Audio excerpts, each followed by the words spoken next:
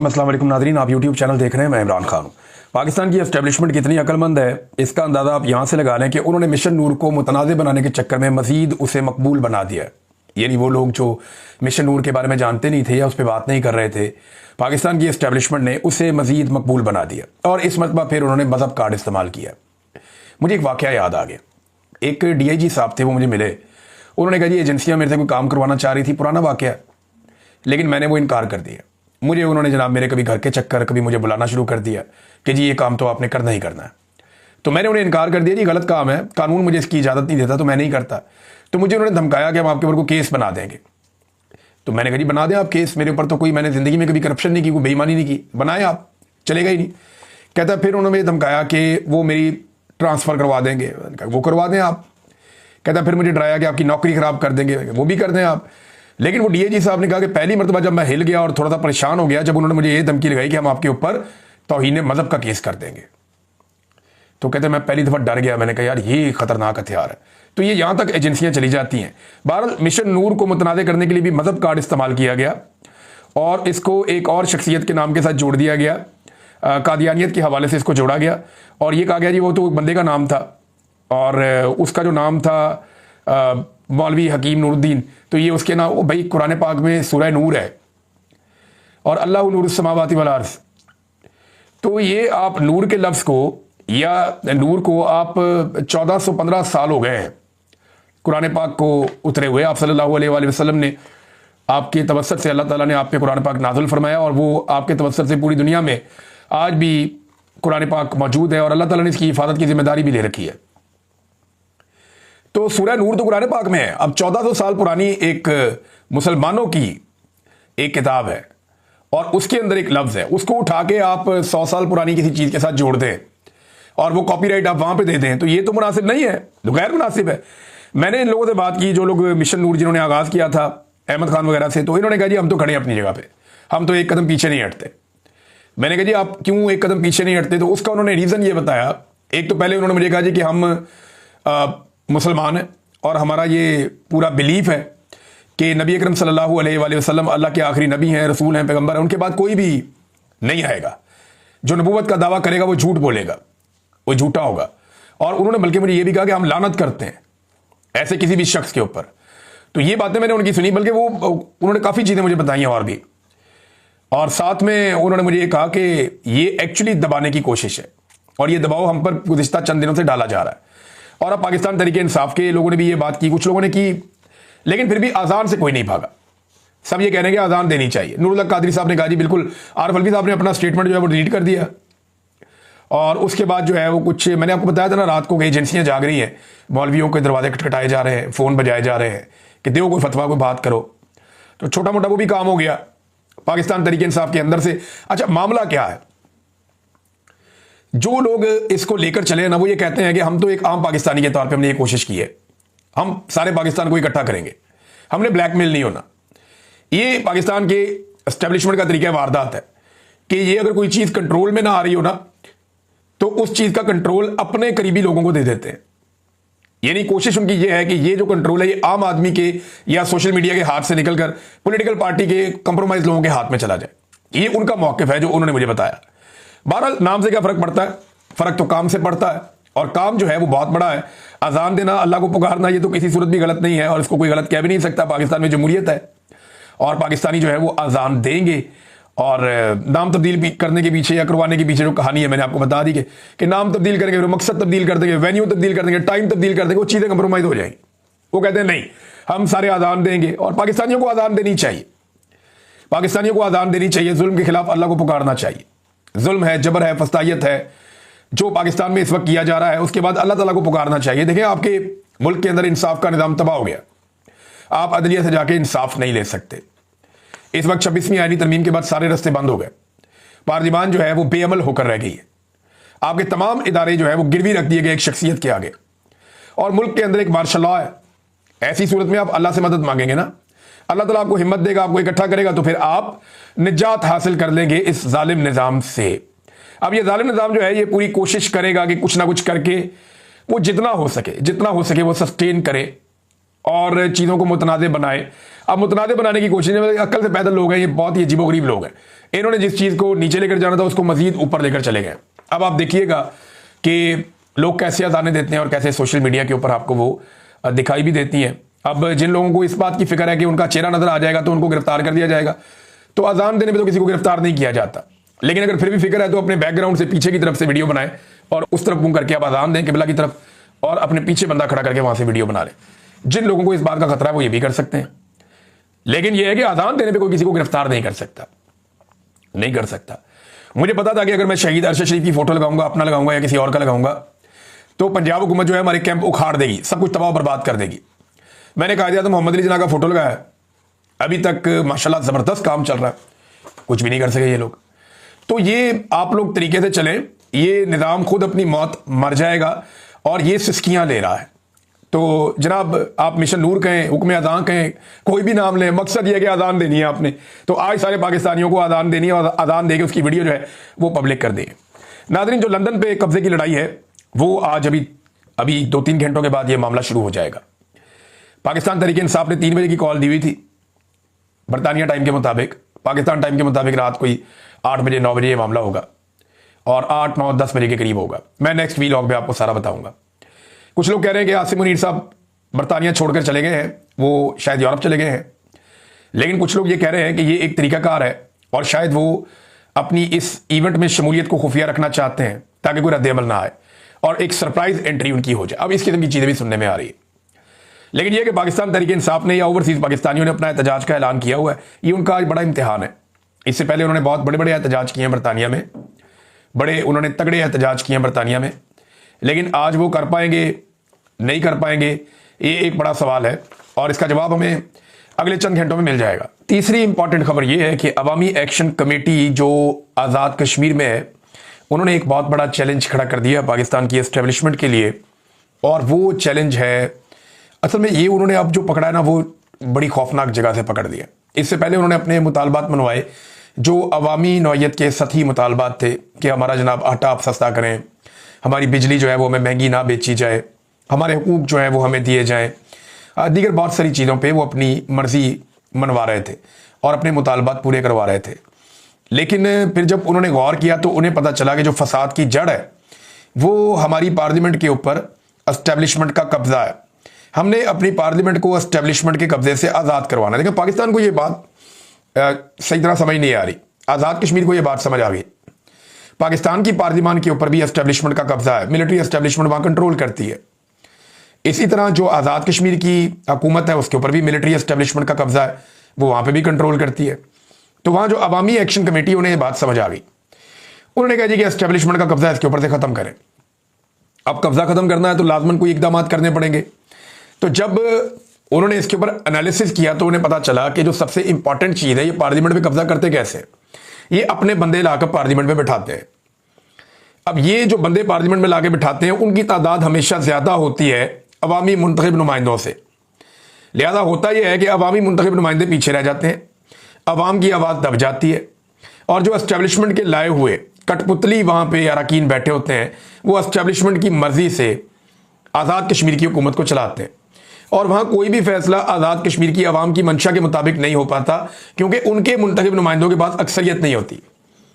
तो जब गौर किया गया तो पता चला कि ये तो देखें ना, आज़ाद कश्मीर से जो जीत कर आएगा इलेक्शन, वो आज़ाद कश्मीर का ही कोई बेटा होगा ना, वहीं पे रहने वाला होगा, लोगों को अकाउंटेबल होगा, लोग उसको पकड़ेंगे, पूछेंगे कि भाई बताओ कौन हो तुम, तुम्हें तुम वोट देकर भेजा है, तो हमने क्योंकि तुम्हें वोट दिया है तो हमारे वोट की हिफाजत तुम्हारी जिम्मेदारी है, हमारे मुतालबात के मुताबिक तुमने इस आज़ाद कश्मीर को चलाना है। एक रियासत की हैसियत है उसके पास, रियासत आज़ाद कश्मीर। तो अब मामला पता क्या है, मामला यह है कि 12 सीटें ऐसी हैं उनकी असेंबली में जो आज़ाद कश्मीर में इलेक्शन ही नहीं लड़ते, वो बाहर से आ जाते हैं। यानी वो मकबूजा कश्मीर के नाम के ऊपर वो वोटिंग होती है, वो लाहौर से, कराची से, गुजरावाला से, सियालकोट से, वो इधर उधर से पूरे करके जो है ना वो 12 बंदे पहुंचा दिए जाते हैं आज़ाद कश्मीर की असेंबली में। ये जो 12 बंदे, ये 12 के 12 एस्टेब्लिशमेंट के होते हैं, क्योंकि ये तो इलेक्शन हो ही नहीं रहा, ये तो लगभग एक सिलेक्शन ही होती है। मैंने इसको कवर भी किया हुआ है। तो ये कुछ सीटें इधर है लाहौर में है, कुछ सियालकोट में है, गुजरावाला को इधर उधर ये सीटें ऐसे बांटी हुई है इन्होंने। तो ये तो इलेक्शन होता ही नहीं है। ये होती है सिलेक्शन।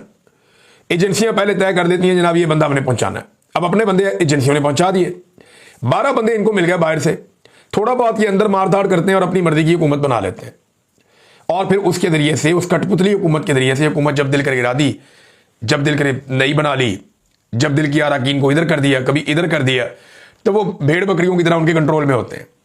अब ये जो है ना, अवामी एक्शन कमेटी ने फैसला किया कि ये सिलसिला तो बंद करवाएं। उन्होंने ये मुतालबा कर दिया है कि आजाद कश्मीर में जो भी रुकन बनेगा असेंबली का, आजाद कश्मीर की असेंबली का जो भी रुकन होगा वो वही होगा जो यहां से इलेक्शन लड़ेगा। ये नहीं हो सकता कि आप इलेक्शन कहीं और लड़वा दें और बंदा बाहर से लाके आप हमारी असेंबली के ऊपर बैठा दें। ये उन्होंने मुतालबा किया। अब पाकिस्तान इसका जवाब ये देगा कि यानी पाकिस्तान की गवर्नमेंट या एस्टेब्लिशमेंट के जनाब, ये तो फिर हमारा केस खराब हो जाएगा मकबूजा कश्मीर वाला, हमने तो कश्मीर को आज़ाद करवाना है। तो ये इस तरह का एक दफ़ा फिर आपके सामने बेवकूफ़ बनाने के लिए बयानियां रखेंगे। तो ठीक है, अगर आपने सीटों की तादाद कम नहीं कर दी तो ये जो सीटें हैं ये भी आप वहीं से ले लें, मुतनासिब नुमाइंदगी करके आज़ाद कश्मीर से ही ले लें, या उन्हीं लोगों को दे दें जो लोग वहां से इलेक्शन जीतते हैं, या ये सिलसिला भी आज़ाद कश्मीर में ले जाए।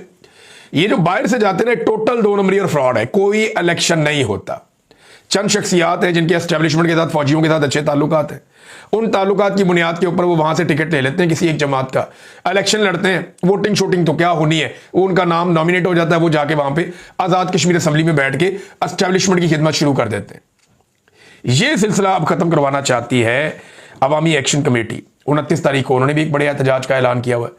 तो ये ना, जिस तरह एक तरफ लोग कहते हैं कि आसिम मुनीर साहब जो है वो बड़ी अकलमंदी के साथ बहुत तेज चल रहे हैं, दूसरी तरफ उनके लिए मुश्किलात और चैलेंजेस भी बहुत ज्यादा हैं। और ये जो रिजीम चेंज ऑपरेशन या इमरान खान की मुखालफत में अब पाकिस्तान की मिलिट्री एस्टेब्लिशमेंट को हर तरफ से मुखालफत का सामना करना पड़ा।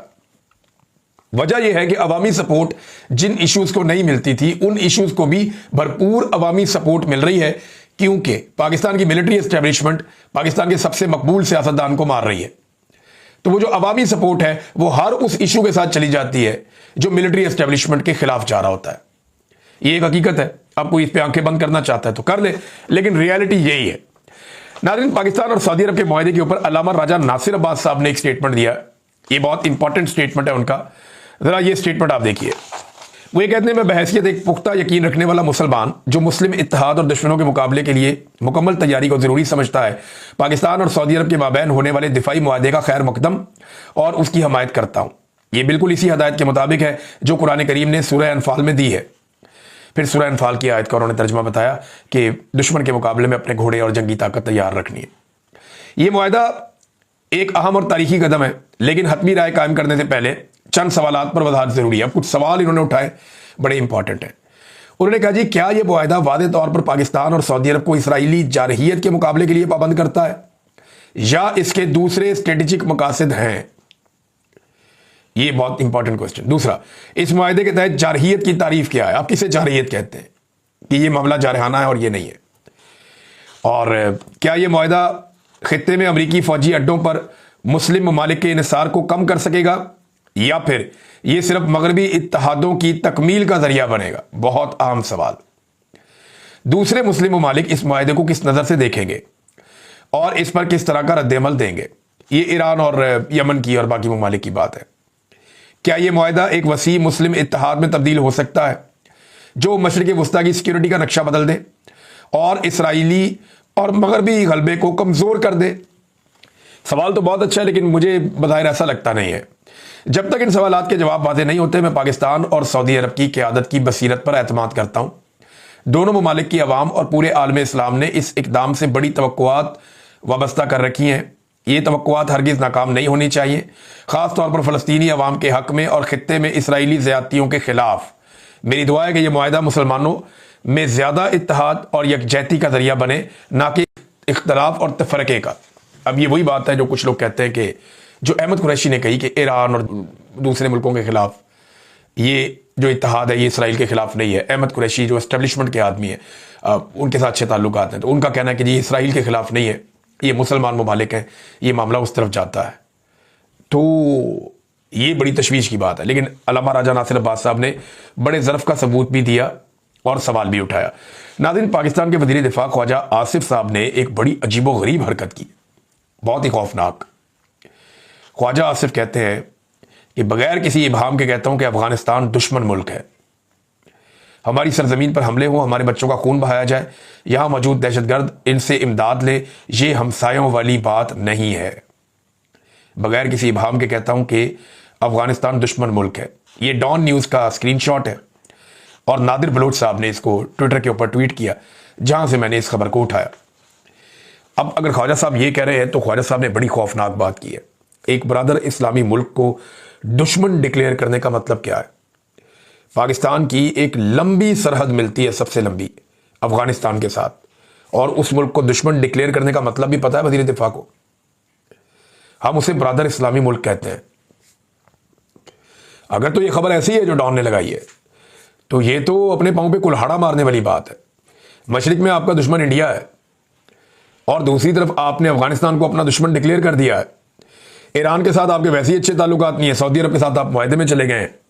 ख्वाजा साहब, आपने चारों तरफ अपने लिए दुश्मनियां पैदा कर दी हैं। अफगानी आपके बारे में क्या सोचते हैं? देखें, मेरी सबसे पहली हमदर्दी अगर दुनिया में किसी से हो सकती है तो वो पाकिस्तानियों से हो सकती है, मुसलमानों से और पाकिस्तानियों से हो सकती है। मेरा मजहब और मेरी कौमियत है, लेकिन कुछ चीजें सोचनी पड़ेगी ना कि अफगानों के साथ क्या हुआ। मैं कुछ डाटा आपके सामने रखता हूं कि जो जंग अफगानिस्तान के अंदर लड़ी गई है वो पाकिस्तान से उसके रास्ते खुले हैं। हमने यहां से जहादी तैयार कर करके पूरी दुनिया से लोगों को बुलाकर ट्रेनिंग दिलवा कर डॉलर कमाए हमारे जर्नैलों ने। आज उन जर्नैलों के बच्चों की शुगर मिले हैं, बहुत माल उन्होंने कमाया बेशुमार। तो मामला यह है कि हमने यहां पे बेशुमार पैसा बनाया और बच्चे किसके बने? अफगानों के। हमने लड़ाई का पूरा एक रुख बना दिया अफगानिस्तान के अंदर और यहां से लोगों को ट्रेंड कर करके अफगानिस्तान में पहुंचाया। सोवियत वार, उसके बाद 9/11 के बाद एक नई जंग, और हमने हर जंग में अपना भरपूर किरदार ना सिर्फ अदा किया बल्कि बाहर से आने वालों को अड्डे फराहम किए कि जाके अफगानिस्तान में लड़ो और कत्लो गारतगिरी करो। अफगानिस्तान में जो लोग कत्ल हुए ना, हमारी तो हम 90,000 80,000 लाशों का जिक्र करते हैं कि दहशतगर्दी की जंग में हमारे 70,000 कहता है, कोई 90,000 कहता है, इतने लोग शहीद हो गए हैं, लेकिन 1 लाख से कम है। मुख्तलिफ जो रिपोर्टें हैं, आप सोशल मीडिया पे, आप इंटरनेट पे जाएं, गूगल करें, आपको पता चलेगा कि मुख्तलिफ जो आलमी रिपोर्टें वो ये बताती हैं कि 2 से 3 मिलियन यानी 30 लाख तक अफगानी उनका कत्लेआम हुआ है अफगानिस्तान में इन लड़ाइयों के नतीजे में। 30 लाख तक। और अभी जो कत्लेआम हुआ है गुज़िश्ता दहाइयों में, वो भी उसके अंदर आप शामिल कर दें तो बड़े पैमाने पर अफगानियों का कत्लेआम हुआ। लगभग 3 मिलियन उनके लोग माजूर और जख्मी हो गए। आप अफगानिस्तान जाए ना, मैं भी गया हूं, तो आपको बहुत सारे लोग जो बुजुर्ग हैं वो बहुत सारे लोग आपको माजूर नजर आते हैं। बेशुमार लोग जो हैं वो या व्हील चेयर पे है या उनके हाथ में बैसाखी है।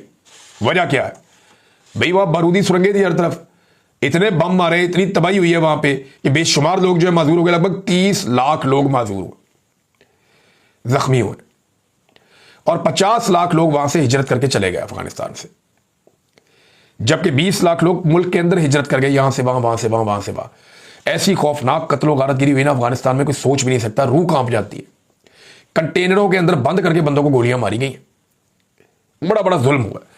और यही ख्वाजा आसिफ है, जब अमेरिका अफगानिस्तान से शिकस्त खाकर निकल रहा था तो इसी ख्वाजा आसिफ ने ट्वीट करके कहा था कि ताकतें तुम्हारी हैं और खुदा हमारा है। उस वक्त वो सूट करता था तो उधर चल पड़े, क्योंकि उस वक्त पाकिस्तान की मिलिट्री एस्टेब्लिशमेंट के दिमाग में ये चल रहा था कि जनाब तालिबान के साथ अपनी यारी दोस्ती रखनी है, और उनके दिमाग में ये चल रहा था कि हमने तालिबान को पाकिस्तान भी वापस लेकर आना है। तो ख्वाजा आसिफ साहब ने जूता वो वाला पकड़ा हुआ था, उत्थे पॉलिश चल रही थी कि ताकतें तुम्हारी हैं और खुदा हमारा है। और अब वही ख्वाजा आसिफ कहते हैं जी अफगानिस्तान जो है वो, ये इस खबर के मुताबिक कि बगैर किसी इबाहम के कहता हूं कि अफगानिस्तान दुश्मन मुल्क। कोई दोस्त रहने देना अपने पाकिस्तान का इस खित्ते में या अपने आसपास।